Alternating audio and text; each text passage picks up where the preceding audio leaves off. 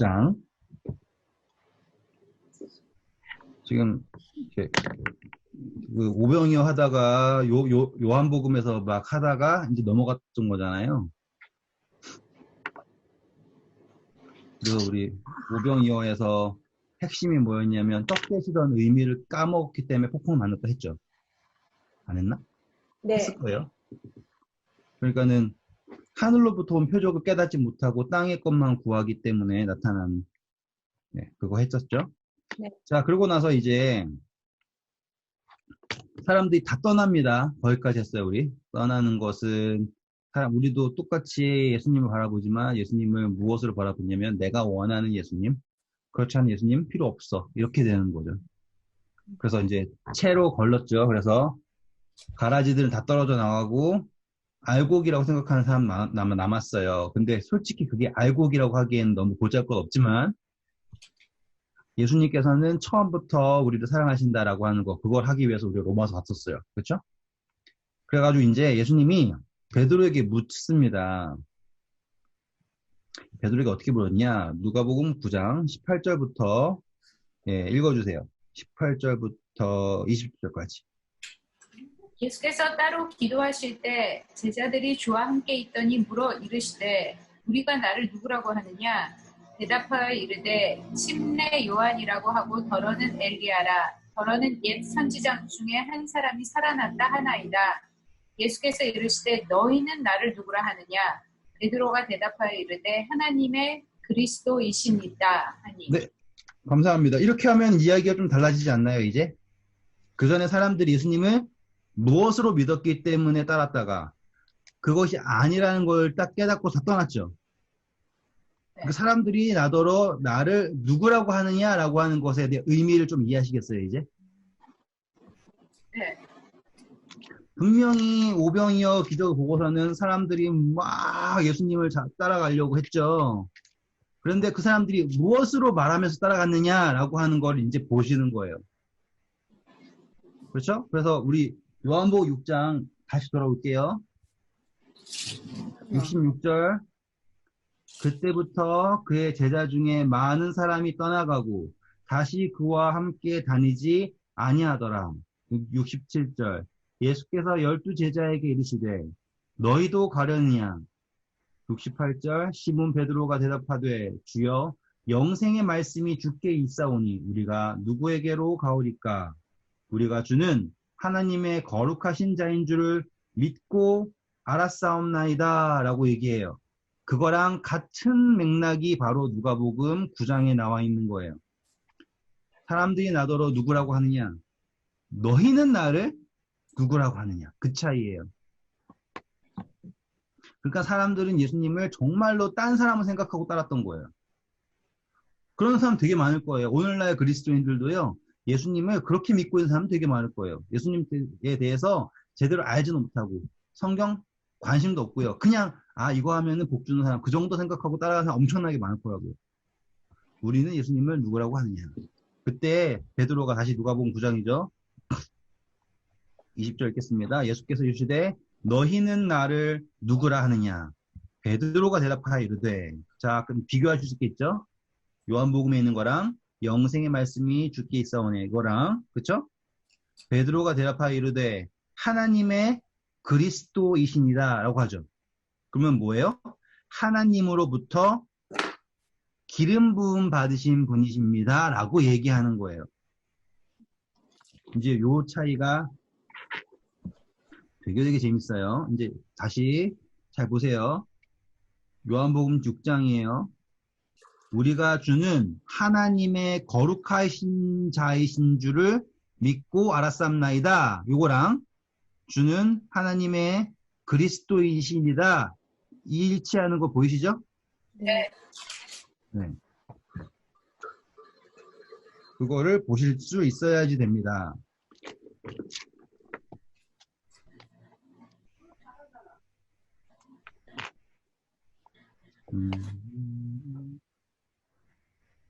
자, 그러면 이 의미가 어떻게 달라지느냐? 이제 보실게요. 영생의 말씀이 주께 있사오매 우리가 어디로 가겠습니까? 라고 했죠. 그러면 영생의 말씀이 있다라고 하는 거는 어떤 의미냐? 하나님의 거룩한 존재다는, 기름 부음 받았다라는 뜻이에요. 우리에게 하나님께서 뭘 주셨어요? 말씀을 주셨죠. 네. 그렇기 때문에 우리가 하나님부터 택함을 받았다라는 증거가 말씀이에요. 여기까지 오시겠죠. 그렇죠? 그런데 우리가 오병이어의 기적이 뭐였어요? 떡을 나누는 거죠. 하나님으로부터 받은 떡을 나누는 거예요. 그게 뭐예요? 택함을 받았다라고 하는 증거예요. 그것이 바로 뭐예요? 하늘로부터 오는 표적이라는 거죠. 이 흐름이 보이시나요? 우리가 말씀을 맡았다라고 하는 것, 영생의 말씀이 주께 있사오매 라고 하잖아요. 그것 자체가 예수님이 그리스도라고 하는 것을 반증할 수 있는 근거가 되었어요. 같은 의미로 하는 예수님이 우리에게도 말씀을 주셨죠. 네. 그게 뭐예요? 떡을 떼서 주셨다라고 하는 것과 같은 맥락이라는 거예요. 그게 말씀이라고요? 예, 그렇죠. 사람이 떡으로만 살 것이 아니요 하나님 말씀을 살 것이다라고 하는 게 떡의 핵심이에요. 성경에서 나오는 떡의 핵심은 다 거의 상징은 거의 다 말씀으로 가는 거예요. 그래서 예수님 역시도 나는 하나님 하늘로부터 온 산 떡이다라고 말씀하시잖아요. 태초에 말씀이 계시니라라고 하는 개념과 떡, 말씀 연결되는 거죠. 그래서 그것이 전해졌다라고 하는 것이 하늘로부터 온 표적이라는 거죠. 그래서 하나님의 택한 백성이 뭐냐? 이스라엘 백성들은 아브라함을 택했기 때문에 아브라함에게 태어난 사람들은 다 택한 백성이라고 생각을 했잖아요. 그렇죠? 그거는 육신으로 오는 거예요. 우리가 로마서 공부했죠? 네. 육신의 할례가 의미가 없다라고 하면서 마음의 할례, 아브라함에게서 난 자가 다 아브라함의 자손이 아니라 라고 하는 것처럼 이제 똑같은 거예요. 이제 반대로 예수님이에요. 근데 예수님으로부터 난 자라고 하는 것은 무엇이냐면 바로 예수님이 나누어진 떡을 받은 사람이에요. 그 개념으로 가는 거예요. 그러니까는 믿음의 후손, 똑같이 이제는 믿음의 후손이지만 말씀의 후손이 되는 거예요.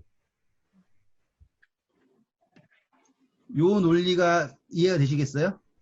네. 네, 이거 어서 오세요. 그래서 제가 로마서를 갔다 온 이유가 이것을 보여드리기 위해서 로마서를 갔다 온 거예요. 육신의 자손이 아니라 아시겠죠? 말씀의 자손, 믿음의 자손이라고 하는 거예요. 그래서 말씀을 주셨다라는 것 자체가 나에게 증거가 된다. 하나님의 기름 부음 받은 자라고 하는 것이 뭘 맡김으로써요? 말씀을 맡김으로써. 그렇죠? 자, 우리 로마서 다시 가볼게요. 로마서 3장 1절, 2절 읽어주세요. 그런즉 이스라엘 유대의 백성들. 나음이 무엇이냐 할례의 유익이 무엇이냐 범사에 많으니 우선은 그들이 하나님의 말씀을 받았음이니라. 네, 여기 나오죠. 이스라엘 백성들에게 먼저 주셨다라고 하는 것이 뭐냐면 하나님의 말씀을 맡았다예요. 네.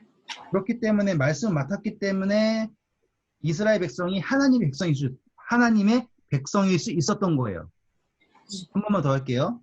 이스라엘 백성들이 유전적으로 특별해서 하나님 백성이 아니라 하나님이 수많은 자유의지들이 다 있지 않습니까? 그렇죠? 모두 다 예, 뭐 흑인, 백인 뭐 다 상관없이 모든 인간은 다 하나님의 백성이에요. 여기까지 이해되셨죠? 그런데 그 중에서 하나님이 아브라함을 택하시고 이스라엘을 택하신 것은 거기에 뭘 맡기실 거였어요? 하나님의 말씀을 맡기신다라고 했어요. 그렇기 때문에 그 민족이 뭐가 된 거냐면 하나님의 백성이 된 거예요. 그거 이상 그 이하도 아니에요. 특별한 거 그런 거 다 없어요. 그냥 하나님이 택하셨고 거기에 뭘 하셨다? 말씀을 맡기셨다. 그래서 말씀을 맡은 사람은 누구이다? 하나님의 백성이다. 여기까지 따르시겠죠? 네. 이 이름이에요. 근데 유대인들이 어떻게 했어요? 하나님의 말씀이신, 말씀이 육신이 되어 우리 가운데 거하시네. 그쵸? 그 예수님은 어떻게 했어요? 거절했죠. 그러면 이제 더 이상 하나님의 말씀을 맡은 자들이에요? 아니에요? 맡은 자들이 아니에요. 그러면 스스로가 뭘 거절한 거예요? 하나님의 백성됨을 거절한 거예요. 그쵸? 그들은 뭘 믿는 거예요? 자신의 육신을, 여기에 육을 믿는 거예요. 내가 아브라함의 후손이기 때문에 난 택함 받았어. 그러니까 뭐예요? 육신의 유전을 믿어요. 근데 육신의 유전 자체가 어디서부터 시작돼요? 죄의 유전이죠. 그쵸? 자, 우리 시편 한번 가볼게요.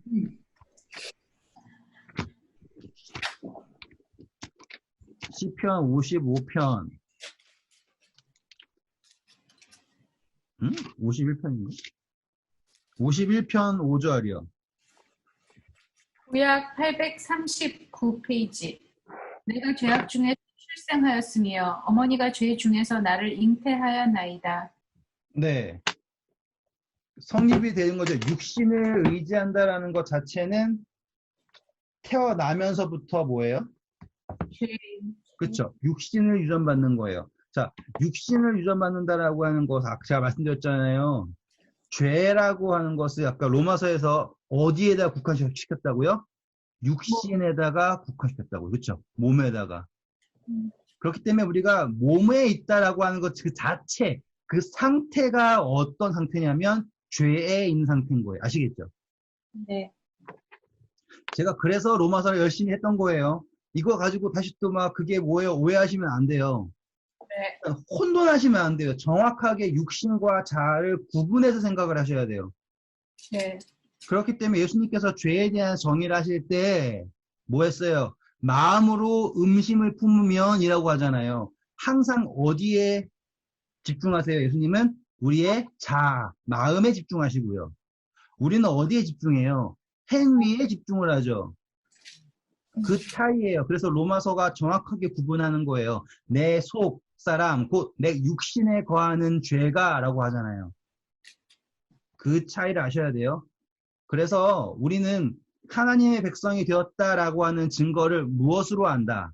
하나님의 말씀을 맡았다. 그것을 주셨다라는 것 자체만으로 우리가 하나님의 거룩한 백성이다. 왜? 예수 그리스도가 누구시기 때문에? 말씀이시기 때문에. 그래서 말씀이 우리 가운데 거하신다라고 하는 것 자체가 우리가 그분의 백성이다라고 되는 거예요. 자, 베드로가 그래서 예수님을 뭐라고 고백했습니까? 다시 돌아올게요. 누가복음 9장. 하나님의 그리스도이시다라고 얘기를 한 거예요. 왜냐하면 하나님께서 기름 부으신 메시아이십니다라고 고백을 하는 것이에요. 자, 우리 다 같이 마태복음 16장 가실게요.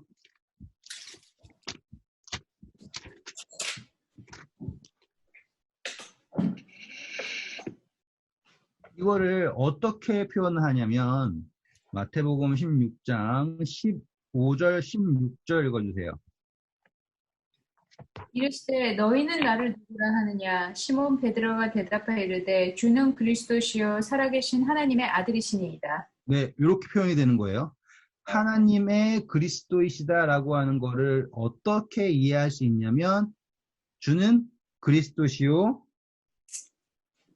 살아계신 하나님의 아들. 네. 하나님의 아들. 그래서 우리가 말씀 맡았기 때문에 하나님의 아들이 되는 권세를 주셨습니다. 이렇게 성립이 되는 거예요. 자, 이제 요한복음 6장 가셔서요. 16장 15절. 요한복음 6장 68절, 69절 읽어주세요. 시몬 베드로가 대답하여 주의 영생의 말씀이 주께 있사오니 우리가 누구에게로 가오리이까? 우리가 주는 하나님의 거룩한 자이신 줄 믿고 알았사옵나이다. 자, 다시 한번 똑같은 이야기죠. 우리가 읽었던 거. 여기에서 우리가 포인트를 잡아야 될 게 뭐예요? 이제는 우리라고 하는 포인트예요, 이제. 지금 베드로가 누구의 의견을 대변하고 있는 거예요? 우리. 예, 지금 이 제자들 12에게 물으셨죠? 네. 그 전절 읽어보세요. 그 전절. 예수께서 12 제자에게 이르시되 그렇죠. 너희를 가르치라. 예, 그렇죠. 지금 이 열두 제자의 의중을 대변하는 게 누구예요, 지금? 베드로. 베드로. 자, 우리 풍랑 때랑 똑같은 걸 말씀드렸죠. 풍랑 때 열둘이 예수님을 유령이라고 얘기할 때 베드로는 예수님을 주여라고 얘기했죠. 만일 주시어든 여기에서의 베드로의 마음을 보시는 거예요.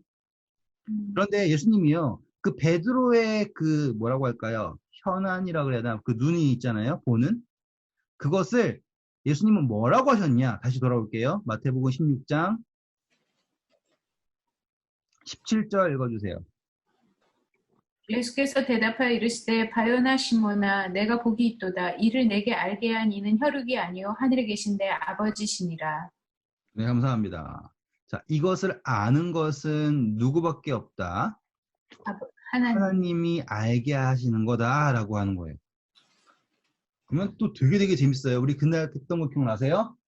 아버지께서 주지 아니하시고 부르자, 오, 이제 딱 느낌 오시죠? 이니스사님 이제 거의 뭐 엘리트가 돼가시는 것 같아요.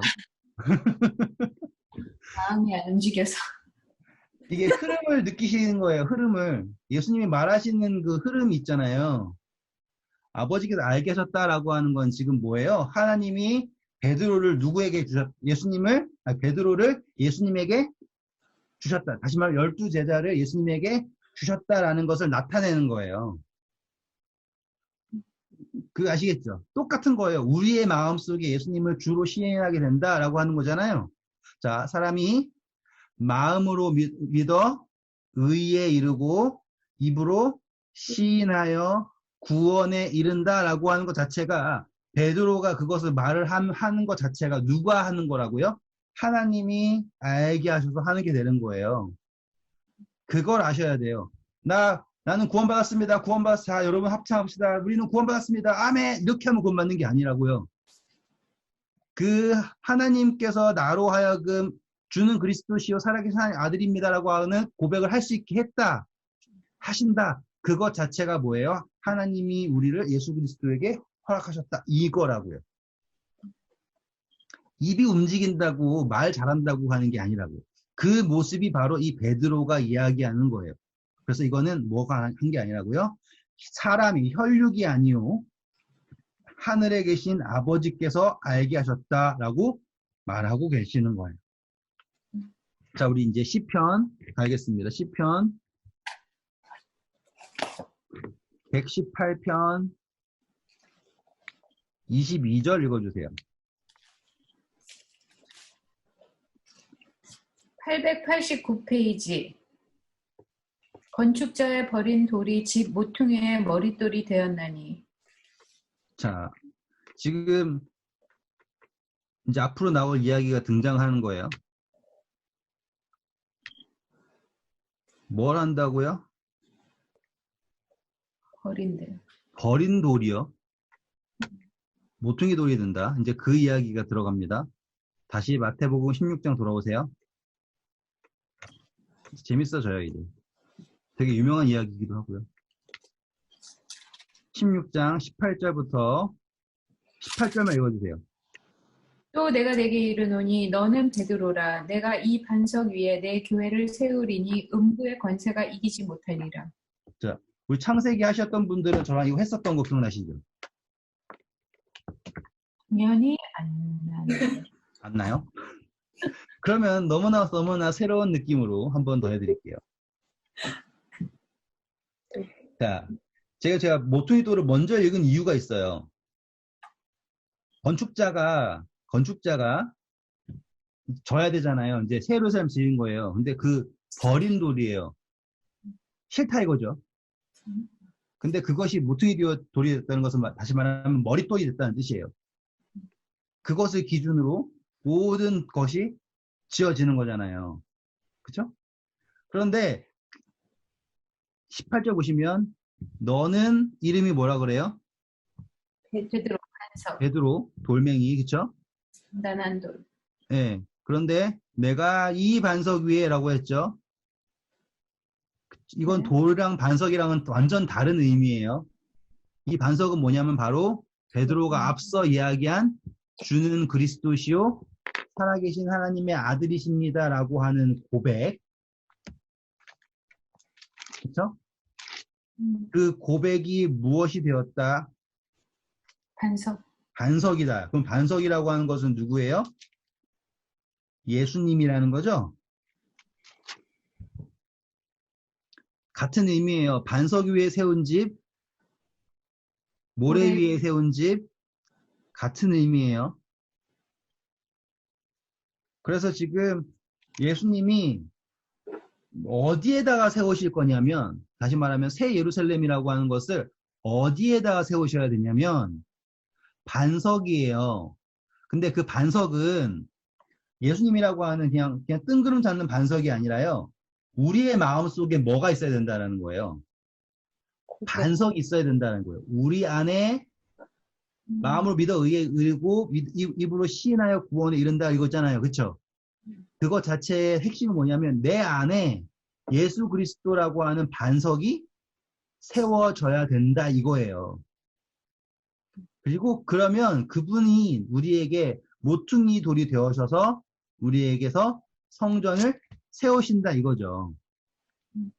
그래서 그 반석 위에 뭘 세운다고 합니까? 내 교회를 세운다 그러죠. 이제 따라오시겠죠. 했던 분들은 정말 쉽게 따라오실 거라고 믿어요.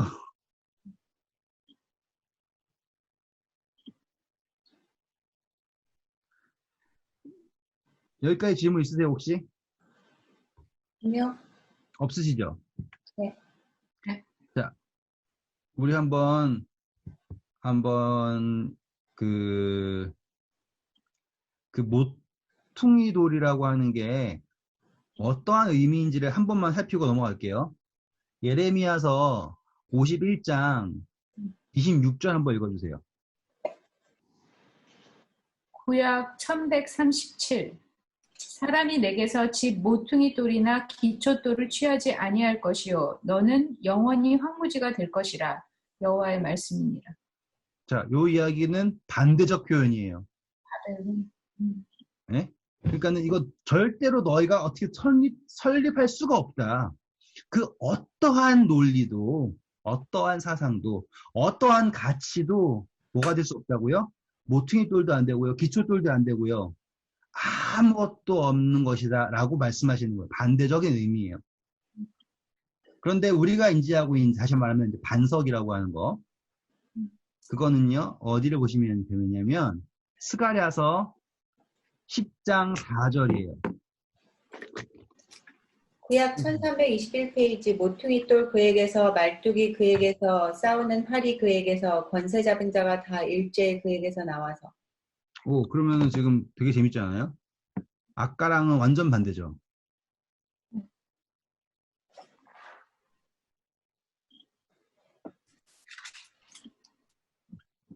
삼 3절부터 보시면 유다 족속을 권고하여 라고 보이세요? 네. 네. 그러니까 지금 바벨론과는 정반대예요. 바벨론에서는 모퉁이 돌도 안 되고요. 기초석도 안 되고요. 영원한 황무지예요. 근데 여기에서는 모퉁이, 말뚝, 모든 게 다 나온다라고 하는 표현이에요. 그러니까는 이 모퉁이 돌이라고 하는 것 자체를 어떠한 의미로 성경에 사용하냐면 시발점, 아시겠죠? 그 시발점이라고 하는 거, 다시 말하면 씨앗과 같은 의미인 거예요. 모퉁이 돌이 놓였다라는 것 자체가 이미 마치 완성되었다라고 생각할 정도로. 이해되셨죠? 네. 자, 그러면 이제 이사야서 30장 29절 한번 읽어주세요. 이사야서 30장 29절. 구약 1002페이지.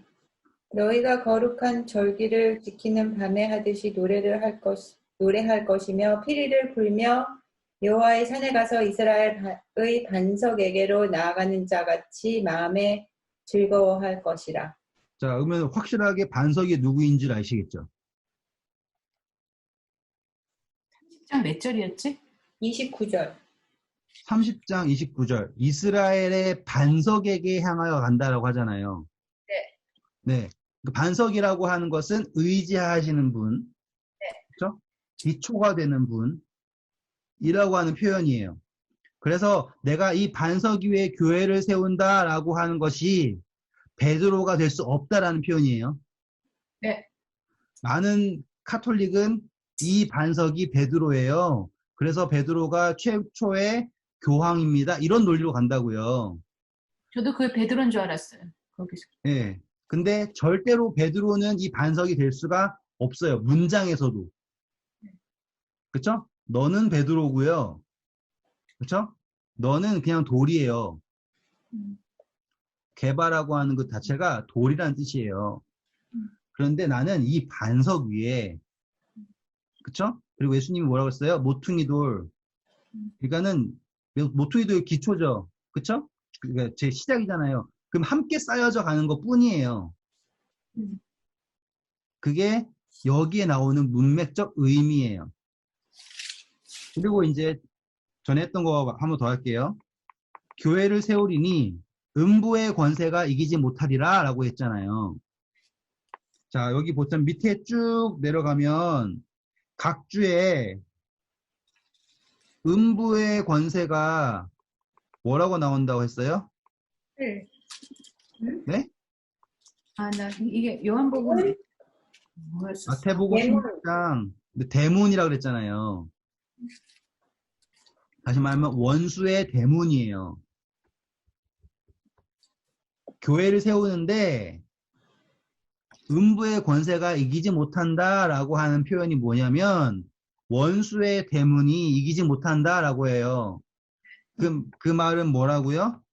원수의 대문을 차지한다라는 거였잖아요. 기억나세요? 네. 자, 그래서 이게 창세기부터 계속 나왔다라고 했잖아요, 제가. 네. 맞아요. 자, 창세기 가볼게요. 창세기 24장입니다.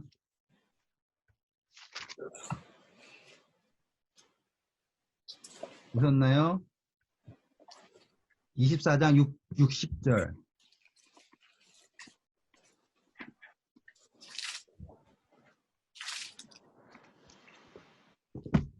리브가에게 축복하여 이르되 우리 누이여 너는 천만인의 어머니가 될지어다 내 시로 그 원수의 성문을 얻게 할지어다.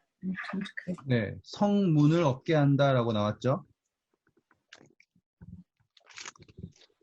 이거 쭉 앞으로 가셔서 창세기 22장 17절.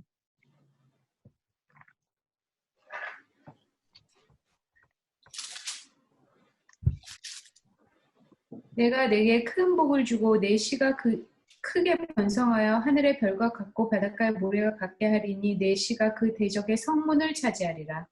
네. 그래서 창세기에 나와 있는 씨 뭐예요? 예수님이잖아요. 그렇죠? 그 씨가 뭘 한다? 원수의 성문을 차지한다. 그 이야기가 계속 이어져 나와가지고 어디까지 온 거예요? 여기 베드로의 고백에까지 온 거예요. 그런데 예수님이 뭐라고 했다고요? 내가 이 반석 위에, 베드로의 고백 위에, 그쵸? 내 교회를 세운다라고 했어요. 이 교회는 절대적으로 물질적인 교회가 아니에요. 이것은 어떤 교회예요? 영적인 교회예요. 어디 안에 있는, 우리의 마음 안에 있는 영적인 교회예요. 이해되셨죠?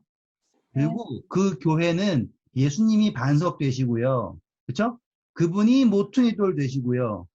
그리고 우리가 그분과 함께 자라나는 거예요. 말씀드렸죠? 우리가 오메가에서 알파로 자라가는 과정이라고요. 그래서 우리가 뭘 차지한다? 창세기에 예언되어 있던 원수의 성문을 차지한다. 그래서 음부의 권세가 이기지 못한다라고 결론이 나는 거예요. 그 이야기는 무엇이냐? 내 씨로 원수의 성문을 차지하게 한다. 다시 말하면 우리 안에 예수 그리스도 그 씨가 있다면 우리는 무엇을 할 수 있다? 원수의 성문을 차지할 것이다 라고 하는 예언이 성취가 되는 거예요. 그 예언의 성취의 시점은 미래가 아니에요. 오늘 우리에게 적용이 되는 거예요. 뭐 하는 한? 그 씨를 가지는 한. 맞죠? 똑같이 아까 제일 처음 시작에 말씀을 맡았다라는 것만으로 하나님의 백성이다라는 것이 나타났죠. 그 말씀이 누구예요? 예수님이죠. 예수님이 구약에서 씨로 상징됐던 거 아시죠? 그렇기 때문에 이게 같은 맥락이에요. 그래서 우리가 그 말씀을 가졌다, 예수 그리스도를 가졌다, 그리스도에 대한 증거를 가졌다라는 것으로 우리가 하는 것은 무엇이냐면 원수의 성문을 차지하는 거예요.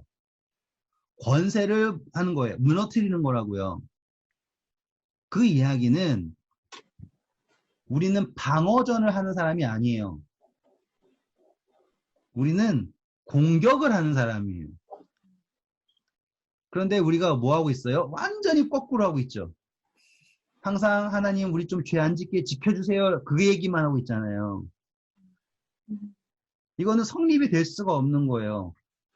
그러면 예수님이 만약에 우리가 죄 안 짓기 원하셨으면 하늘 올라가시기 전에 야 너네 행동 조심해라. 절대 죄 안 지어야 돼.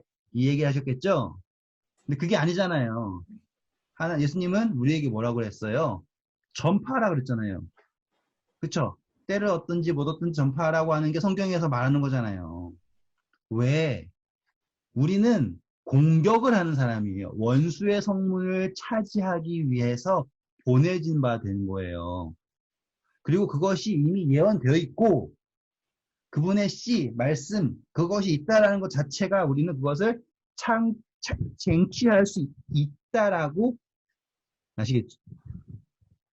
이미 약속이 되어 있는데 우리는 그거를 안 하는 거예요. 왜?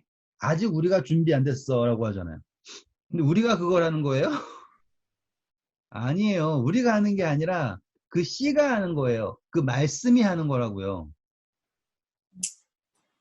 그렇잖아요. 근데 그 논리, 성경에서 말하고 있는 그 완전한 약속이 있는 논리가요. 그렇죠?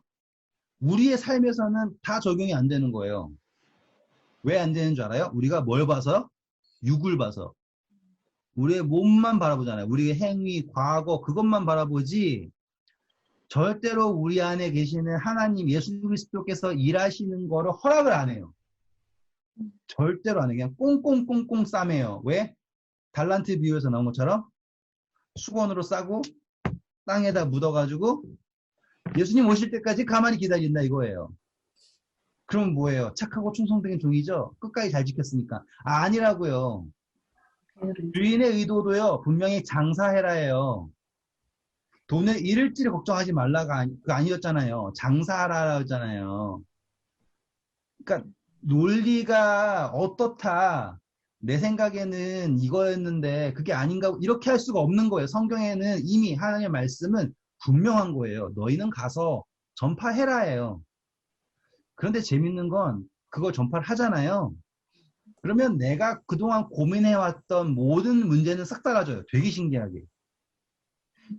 제가 복음 전하기 위해 바쁘잖아요. 그러면 죄 지을 시간이 없어요. 이렇게 돼야 되는 거예요. 내가 지금 안일하잖아요. 이렇게 가만히 있잖아요. 그러면 스몰 드러나는 것들이 다 후회할 짓만 해요. 어쩔 수 없어요. 후회할 짓만 해요. 그러면 전 참 이 줌 시간이 너무 좋아요. 만약 이게 없었잖아요? 그러면 쓸데없이 막 그 과제한다고 앉아있으면은 과제가 돼요? 안 되죠. 그러면 컴퓨터 찍어서 유튜브 쳐다보고 이렇게 있겠죠. 그러다가 밤 되면 아유 늦었네 자야지. 이렇게 되는 거 아니에요? 지금 제가 그러고 있어요. 할 데가 없어가지고. 근데 제가 진짜로 이거를 내가 무엇을 위하여 시간을 보내냐 바쁘냐 근데 착각하시면 안 되는 게 구원과는 별개예요. 구원은 온전히 은혜예요. 내가 안 한다고 해서 구원 못 받는 것도 아니에요. 하지만 이게 즐거움이에요. 나의 기쁨이 너희 안에 충만하게 하기 위해서 해주신 거라고요. 아, 그럼 이왕이면 기쁘게 살아야죠. 왜 우울하게 살아요? 그게 정말. 그거 그 뭐지 불 가운데서 뭐 구원되는 거 그게 그거죠. 아무것도 안 하다가 그러니까 마지막 날에 뭐 그러잖아. 마지막 날에 불타는데 너희는 구원을 받긴 받는데 불 가운데서 받은 것 같을 거다. 그 뭐 어디 있더라? 그럼 그거지. 어? 그거 아니지. 그 말 아닌가? 아니 그냥 넘어가세요. 나중에 찾으면 그런 성경적인지 모르지만 그러니까 스가랴서에 뭐 그들이라고. 불타다 남은 집과 뭐 부찌개기 같다 그 정도는 있지만 고린도전서인가? 내가 그때 불 가운데서 받는 거. 여기 누구든 극적인 불타면 해를 받으리 자신은 구원을 받되 불 가운데 나는 이게 내가 여기 속하나 이러고서는 잠깐만 나 이왕 말 나온 김에 이거 볼게. 나 기억이 안 나요. 이거 어디라고요? 고린도전서 3장 15절에 나오네요. 요거까지 읽었거든요. 누구든지 그 공적이 불타면 해를 받으리니 그러나 자신은 구원을 받되 불 가운데서 받은 것 같으리. 그러니까 공적으로. 그러니까 이거는 사람의 그거예요. 잘못한 공적이죠. 이게. 아니 열심히 했는데 잘못한 거잖아. 그래서 타버린 거잖아. 그쵸. 이거예요. 성령이 그러니까 기름병에 알코올 램프에 신지가 있는데 알코올이 없으면 그 신지는 타요.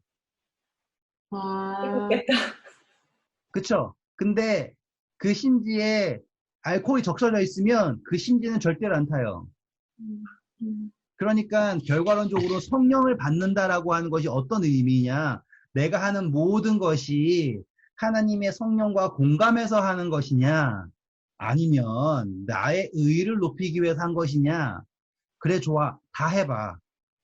그런데 마지막에 그 심판의 때가 오면 과연 너가 그것이 있을 거냐 없을 거냐 이거예요. 다 사라진다 이거예요. 그러면 과연 너는 그것을 통해서 구원을 받을 수 있겠느냐라고 하는 반어적인 대답이지 불 가운데서 구원받는다라고 하는 건 약간 좀 너무 긍정적인 해석이죠. 그런 게 아니라 좀 다른 해석이었습니다. 감사합니다. 저도 처음 생각해봤어요. 그렇게는. 접근이 다른 거예요. 아까 뭔 얘기 하려고 했냐면 시간 어떻게 됐지? 43. 벌써 43분이면 세상에. 요 이야기는 그래도 할게요. 자, 어떤 이야기냐. 아침에요. 제가 갑자기 어떤 느낌이었냐면, 야, 참, 인생이 별거 없다. 그 생각이 드는 거예요. 그냥, 그럴 생각 들 수도 있잖아요.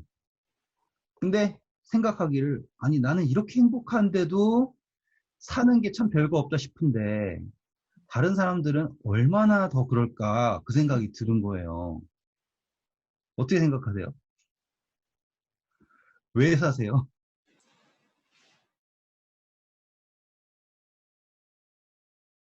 그렇죠. 엄청나게 허무하죠. 네. 그래서요. 제가 이제 그걸 가지고 들어가는 거예요. 아니, 이렇게 허무한데 못하러 사나 그 생각이 들더라고요. 아니지. 네, 그 당연히 들잖아요. 그런데 다시 마태복음 16장에 오세요.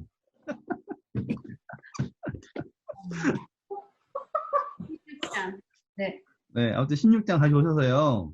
19절을 보시면 이제 이해가 돼요. 땡큐다 진짜. 19절 읽어주세요. 19절. 내가 천국 열쇠를 네게 주리니 내가 땅에서 무엇이든지 매면 하늘에서도 매일 것이요 내가 땅에서 무엇이든지 풀면 하늘에서도 풀리리라 하시고. 와, 이거예요. 그러니까 땅에서의 의미가 생기더라고요. 아시겠죠? 지금 내가 땅에서 사는 게 정말 의미가 없거든요. 정말로요. 지금 좀 대학원 공부하는데요. 정말 의미 없어요. 정말 느끼는 것 자체가 와, 이걸 내가 왜 하나 그 생각이 들 정도로 의미가 없어요. 그냥 뭘 하는지 모르겠어요. 생산적이지도 않고요. 뭐 영혼을 구원하는 것도 아니고요. 아무것도 아니에요. 그냥 왜 있는지도 모르겠어요. 그런 느낌이에요. 제가 느끼기에는. 뭐 다른 분들도 있겠지만 제가 느끼기에는 그래요. 그런데 이 땅에서의 의미가 무엇이냐면 땅에서 천국의 열쇠를 딱 주시는다는 거예요. 그것 자체가 의미인 거예요. 왜? 땅에서 삶의 의미가 없는 게 아니라는 거죠. 왜? 땅에서 열면 어디서 열린대요? 하늘에서 그런 거죠. 그러면 나는 이제 더 이상 어떤 삶이 아닌 거예요. 땅에 사는 땅에서의 삶이 아닌 거예요. 지금 뭐예요? 동기화가 된 거예요. 이렇게. 하늘과 땅이 동기화. 나는 지금 어떻게 살고 있는 거예요? 더 이상 땅에서 사는 게 아니라 하늘에서 사는 거예요. 어느 순간. 반석을 가진 순간. 그렇죠. 예, 그러니까 의미가 다 생기는 거예요, 이게. 그러니까 단순히 내가 뭐, 교황이 삼중관 쓰고서 이게 피터의 열쇠다 하면서 막 내가 뭐 하면 되고 이런 의미가 아니라고요. 그 천국의 열쇠라고 하는 것이 우리에게 주어져서 나는 지금 땅에 있지만 땅의 삶이 어떻게 된다고요? 하늘에 있는 것과 같은 의미라고요. 그리고 이 땅에서 이루어지는데 잘 보세요. 어떤 의미인지. 자, 주기도 한번 해볼게요. 아버지의 뜻이 하늘에서 이루어진 것 같이 땅에서도 이루어지더라. 여긴 어때요?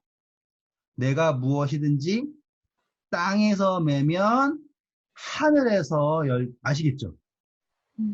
지금 하나님의 뜻이 하늘에서 이루어진 것이 땅에서 이루어지라는 거와 여기는 반대지만 같은 의미로 나오는 거라고요. 왜? 내 안에 누가 사십니까? 예수님. 예수님이 사시니까. 그게 가능한 거예요. 와. 어마어마하죠. 그게 바로 천국의 열쇠예요. 그렇기 때문에 내가 지금 이 땅에 살고 있다라는 것 그 자체만으로 예? 어마어마한 의미가 있는 거예요. 여기서 살아서 뭐해가 아니라 내가 삶으로 누가 이 땅에서 함께 살고 계신다라는 게 나타나는 거예요. 예수 그리스도께서 이 땅에 계신다라는 것이 나타나는 거라고요. 말씀을 맡았다라는 것이 뭘 상징한다고요? 하나님의 백성. 그리고 원수의 대문을 차지한다.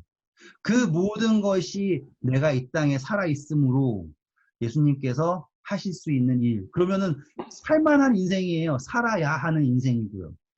살아야 하는 인생이죠. 네, 그러니까는 되게 멋지지 않아요? 그러니까는, 이거, 예수님이, 네, 말씀하세요. 아니, 이게 처음으로 이렇게 너무너무 멋있었어요. 언니가 딱 읽는데, 아까 그 말을 막 쫙 깔고서 언니가 딱 이걸 읽는데, 이렇게 처음으로 막. 멋있죠. 나한테 계속 얘기를 하셔가지고 제가 여태까지 이게 진짜 베드로한테 다 한 얘기인 줄 알았어요. 그러니까 대부분의 카톨릭 그렇게 믿고요. 진짜 그렇게 보였네. 네, 근데 정말 그렇지 않아요. 문맥상 절대로 그렇지 않아요. 그리고 똑같은 이야기예요. 이거랑 똑같은 이야기를요, 베드로한테만 하신 게 아니에요. 마태복음 18장 가셔서요, 18절, 19절 읽어보세요. 똑같은 이야기를요, 다른 제자들한테 하셨어요. 진실로 너희에게 이르노니 무엇이든지 너희가 땅에서 매면 하늘에서도 매일 것이요 무엇이든지 땅에서 풀면 하늘에서도 풀리리라. 진짜네. 19절도 안 읽어주세요. 진실로 다시 너희에게 이르노니 너희 중에 두 사람이 땅에서 합심하여 무엇이든지 구하면 하늘에 계신 내 아버지께서 그를 위하여 이루게 하시리라. 나오잖아요. 그렇죠? 이거는 절대로 베드로에게만 주신 게 아니에요. 이때 베드로에게 말씀하신 것은 베드로가 12를 대변해서 말했기 때문에 한 거지, 베드로에게 주신 말씀이 베드로에게만 주신 말씀이 절대로 아닙니다. 자, 이건 여기도 또 딴 데도 나와요. 마태복음 24장 45절, 47절 읽어주세요. 충성되고 지혜 있는 종이 되어 주인에게 그 집 사람들을 맡아 때를 따라 양식을 나눠줄 자가 누구냐? 주인이 올 때 그 종이 이렇게 하는 것을 보면 그 종이 복이 있으리로다. 자, 천국의 열쇠가 여기서 사용되는 거예요.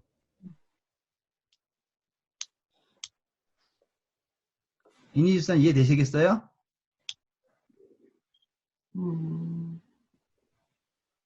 그래서 우리에게 열쇠를 주신 거예요. 그래서 청지기라고 하는 것 자체가 이런 맥락에서 성립이 되는 거예요.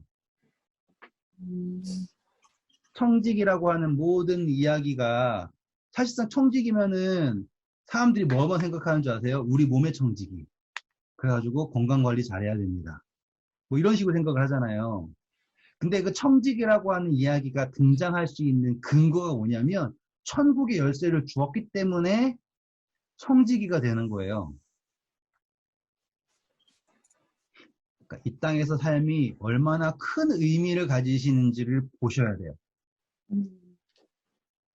그냥 예수님을 믿었다라는 것 그것만으로도 천국의 열쇠를 우리에게 주셨고, 그렇죠? 그리고 주인이 왔을 때 때를 따라 양식을 준다. 양식 뭐였어요? 말씀이죠. 그렇죠? 그것을 하고 있는 것을 본다면 그 종은 뭐다?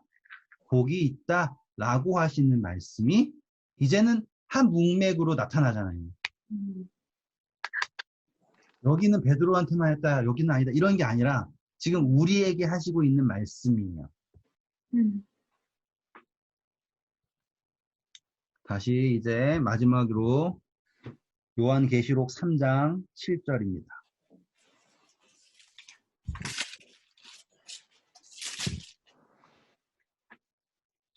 필라델비아 교회의 사자에게 편지하라. 거룩하고 진실하신 다윗의 열쇠를 가지시니 곧 열면 닫을 사람이 없고 닫으면 열 사람이 없는 그가 이르시되. 예, 그분이 우리에게 뭘 주셨다? 열쇠를 주셨다 해요. 다시 마태복음 16장입니다. 이제 20절 읽고 끝날 거예요. 읽어주세요. 20절.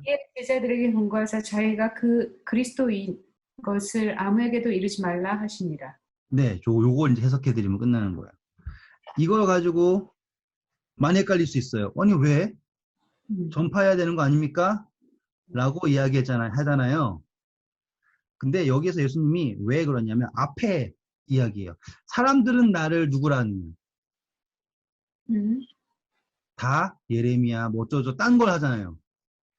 그 사람들에게 예수님이 그리스도라고 얘기했을 때 어떻게 됐어요? 떠나갔어. 이해되셨죠? 지금 예수님이 그리스도라고 하는 건요. 막 이야기해서 믿을 수 있는 상황이 아닌 거예요. 지금 상황에서. 누가 너희는 나를 누구라 하느냐, 누구라고 믿고 따르느냐, 이것이 핵심이었잖아요. 그래서 예수님께서 말씀하신 게 뭐예요? 경고하사 자기가 그리스도인 것을 아무에게도 이르지 말라라고 말씀하신 거예요. 복음을 전파하지 말라라고 한 이야기가 절대로 아니라 앞에 있는 문맥에서의 말씀이에요. 그래서 21절 볼게요. 이때로부터 예수 그리스도께서 자기가 예루살렘에 올라가 장로들과 대제사장들과 서기관들에게 많은 고난을 받고 죽임을 당하고 제3일에 살아나야 할 것을 제자들에게 비로소. 우와, 이 그리스도예요. 이제 아시겠어요? 어떤 그리스도냐면 세상의 왕이 되는 그리스도가 아니라 인류의 모든 죄, 그렇죠? 그리고 제가 전에 설명했던 모든 일들 있잖아요. 거듭남이라고 하는 믿음으로 그 모든 것을 하기 위해서 십자가에 달리실 그리스도라는 거죠. 전혀 다른 그리스도예요. 유대인들이 믿는 그리스도는 뭐예요? 인간들의 왕이 되는 그리스도고요. 예수님이 말씀하시는 그리스도는 십자가에서 고난당하실 그리스도예요.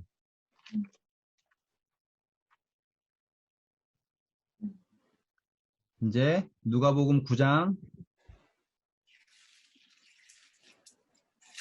21절, 22절 읽으시면 이제 끝났습니다. 경고하사 이 말을 아무에게도 이르지 말라 명하시고 이르시되 인자가 많은 고난을 받고 장로들과 대제사장들과 서기관들에게 버림받아 죽임을 당하고 제3일에 살아나야 하리라 하시고. 네, 이거예요. 아시겠죠? 똑같은 이야기, 그리스도, 다른 그리스도. 아시죠? 예수님은 어떤 그리스도? 십자가에 달리실 그리스도. 사람들이 바라는 그리스도는 세상의 왕이 될 그리스도. 세상의 왕이 될 그리스도를 바라는 사람들에게 십자가에 달린 그리스도를 전하면 의미가 없다. 깨달을 수도 없다라는 것을 아시는 거예요. 그리고 언제 자신이 십자가에 달린 그리스도라는 것을 제자들에게 알리셨다고요? 제자들이 깨달았을 때. 그렇죠. 그렇지 않았을 때는 절대로 그분이 십자가에 달리실 거라는 것을 절대로 말씀하시지 않았어요. 그래서 마태복음 뭐라고요? 그때야 비로소 예수님이 십자가에 달리실 것을 제자들에게, 누구에게만, 예수님을 진정한 하나님으로부터 온 그리스도라고 하는 하나님의 아들이신 그분이라는 것을 믿는 그들에게만 십자가의 그리스도를 전하신 거예요. 이해되시겠죠? 오늘 주무시기 전에 한번 내가 산다라는 것 자체가 얼마나 아름답고 놀라운 일인지, 그 천국의 열쇠가 있다라는 것이, 그것만으로 내가 지금 하늘에서 살고 있다라는 걸 아시면 삶이 행복해집니다. 좋은 밤 되시고 그 열쇠를 좀 사용하세요. 굿나잇. 열쇠 찾으러 가요. 네.